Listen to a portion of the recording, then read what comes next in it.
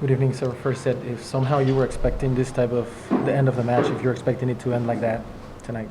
No, certainly not expecting and not hoping for it to go that way. I think all in all, our quality wasn't good enough tonight.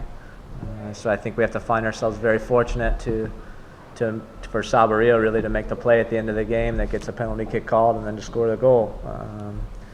So we're still alive and we're very happy about that, but we're not very happy about the performance.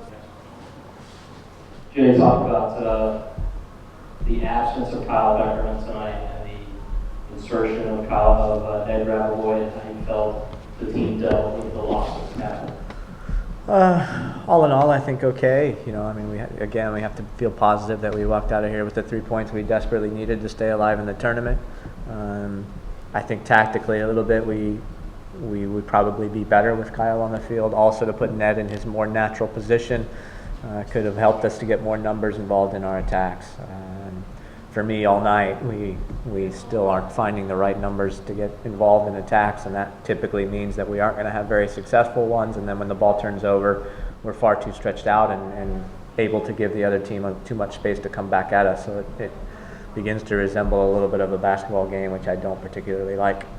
Jason, did you feel like you had created enough chances tonight, or at least were aggressive enough in the final third and maybe shots should have been taken when passes were made? I mean, I think that we created enough chances in the sense that it only took 1 goal to win.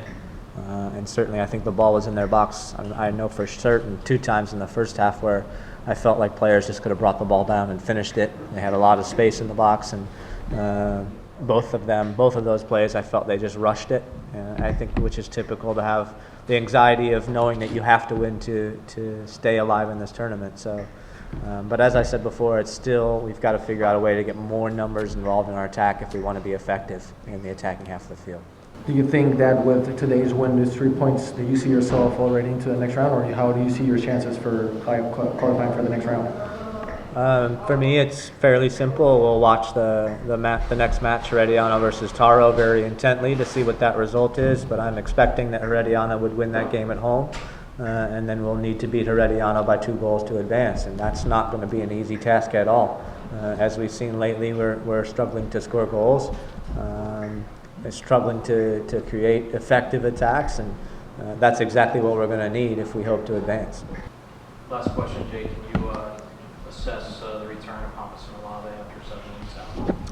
Yeah, Olave is an extremely important player for us. I think he was one of the players out there, I think, that looked the most fatigued in my eyes, which is typical. It's his first game back, his first time to play 90 minutes, and I think over 2 months. And so it's going to take some time to build his soccer fitness where he can be effective and 100% for 90 minutes. How can you assess Real Salt Lake's performance in this group, given that the way the group was set, one would think that Real Salt Lake was the one to be called to be first all throughout the group stage? I think it's a little early to say. We still have 1 match left, and if we take care of business at home, then perhaps we are going through in first place, as people would have expected, if that's what people think. Not for me. For me, I knew that this was going to be a tough group. In my opinion, we have the toughest group of any MLS team, maybe apart from Toronto.